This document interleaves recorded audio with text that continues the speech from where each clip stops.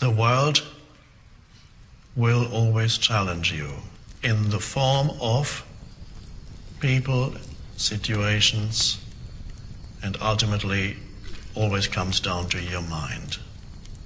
You're ultimately only challenged by your mind.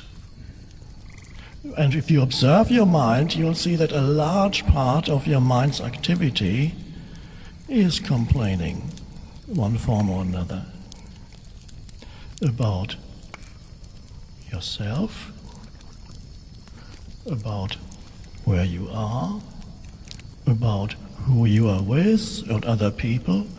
And of course then you complain about other people you've never even met, but you see them on television. And there's a lot to complain about there. And that keeps the mind going. And it feels the more it can. But complaining also implies opposition. It opposes something or someone. I'm talking about the habitual human mind. Its compulsiveness, the compulsive mental noise, thrives on opposition. For most people, their personal life, which I sometimes call life situation, consists, if they had to talk about it, many people, 70 to 80% would be problems that they talk about. What's your life situation? Well, let me tell you. And you would get a new enumeration of problems that I have in my life. It's quite normal.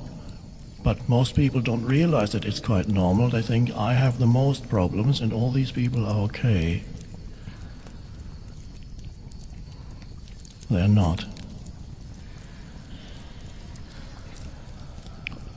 And the people you read about in the magazines, they look okay because the magazine is glossy.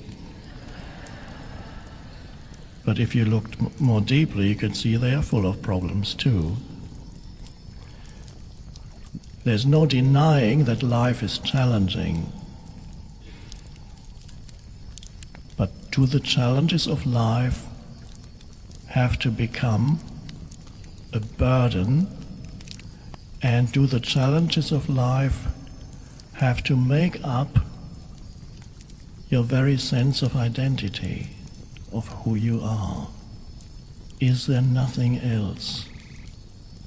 So you're trapped in this little me story, thinking about it all the time. Me. What's going to happen to me? The mind is a superb instrument if used rightly. Used wrongly, however, it becomes very destructive. To put it more accurately, it is not so much that you use your mind wrongly.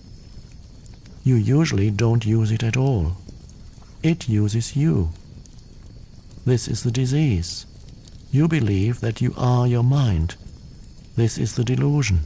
The instrument has taken you over. I don't quite agree. It is true that I do a lot of aimless thinking like most people, but I can still choose to use my mind to get and accomplish things, and I do that all the time. Just because you can solve a crossword puzzle or build an atom bomb doesn't mean that you use your mind. Just as dogs love to chew bones, the mind loves to get its teeth into problems. That's why it does crossword puzzles and builds atom bombs. You have no interest in either. Let me ask you this. Can you be free of your mind whenever you want to? Have you found the off button? You mean stop thinking altogether? No, I can't, except maybe for a moment or two. Then the mind is using you. You are unconsciously identified with it, so you don't even know that you are its slave. It's almost as if you were possessed without knowing it, and so you take the possessing entity to be yourself. The beginning of freedom is the realization that you are not the possessing entity, the thinker. Knowing this enables you to observe the entity. The moment you start watching the thinker, a higher level of consciousness becomes activated. You then begin to realize that there is a vast realm of intelligence beyond thought. That thought is only a tiny aspect of that intelligence. You also realize that all the things that truly matter, beauty, love, creativity, joy, inner peace, arise from beyond the mind.